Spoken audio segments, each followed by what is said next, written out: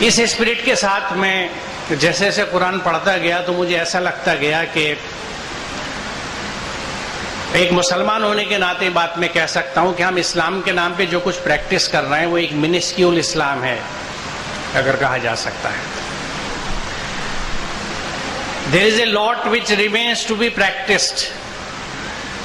بہت کچھ ہے جس کو تو پریکٹس کوئی کرتا ہی نہیں ہے، اور اس کی صرف ریزن یہ ہے جس کا تھوڑا سا ذکر یہاں پہ آیا.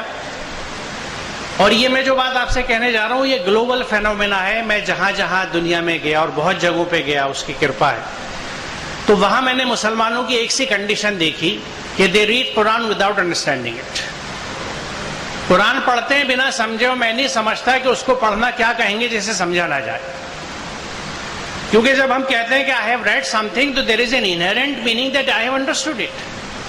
جب میں نے کہا کہ میں نے کچھ پڑھا ہے تو یہ انڈرسٹوڈ ہے کہ آپ نے سمجھ کے پڑھا. اتنی اگیانتا، اتنی انسائنٹیفک اور irrational ایٹیچیوڈ کہیں اور نہیں ملتا ہمیں سوائے ہمارے بیچ میں کہ ہم اس کو پڑھتے ہیں لیکن سمجھتے نہیں ہیں.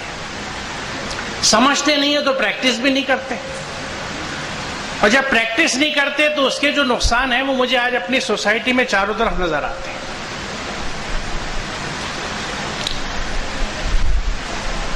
دو اور چیزیں جو میری سمجھ میں آتی ہیں اس سے ریلیٹڈ ہے، بلکہ ایک تو اسی کا حصہ ہے کہ دو بہت بڑے انرتھ ہیں، ظلم ہیں جو پوری ہیومینٹی پہ ہم لوگوں نے کیے ہیں.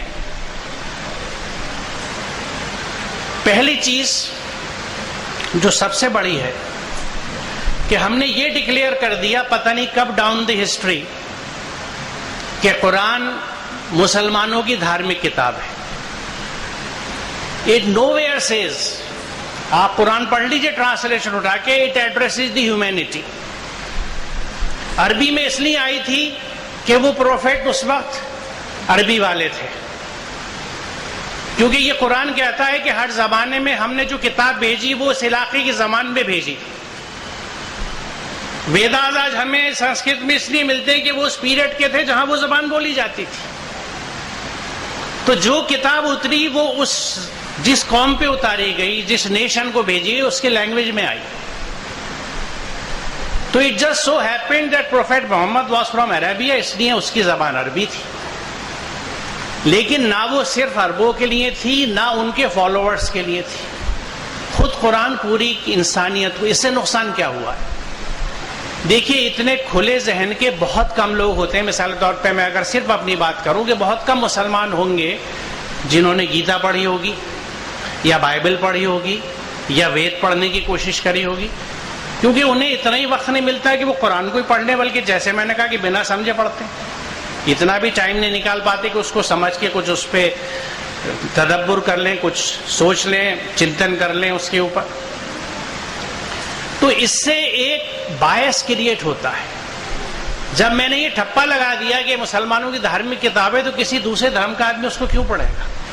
اگر میں اس سے شروع سے کہتا کہ یہ ایک ہیومینٹی کے لیے کتاب آئی ہے جس کو اچھی زندگی گزارنی ہو، اس کے لیے one of the models is this, اور it happen to be with us, یہ ہمارے ساتھ ہے، ہمارے پاس ہے، اس کو جس کو پڑھنا ہو پڑھ لو. انسانیت کی کتاب ہے، انسان بنانے والی کتاب ہے، سماج کو جوڑنے والی کتاب ہے، سماج کو بنانے والی کتاب ہے. میں سمجھتا ہوں اگر اس اپروچ کو ہم لے کے چلتے تو آج تھوڑا سا سین الگ ہوتا. ہم نے ایک باعث کریٹ کر دی کتاب کی طرف، اور میں یہ سمجھتا ہوں کہ we are answerable for this date. ہم کہیں نہ کہیں جواب دہ ہوں گے کہ ہم نے اس کتاب کو کیوں ریسٹرکٹ کر دیا، اور اس پہ بڑا ستم یہ کیا کہ دوسروں سے بھی اس کو الگ کر لیا اور خود بھی اس کو نہ پڑھا نہ عمل کیا، اس کو لپیٹ کے اوپر رکھ دیا بہت احترام کے ساتھ کہ اوپر رکھ دو، سب سے اوپر یہ رہنی چاہیے.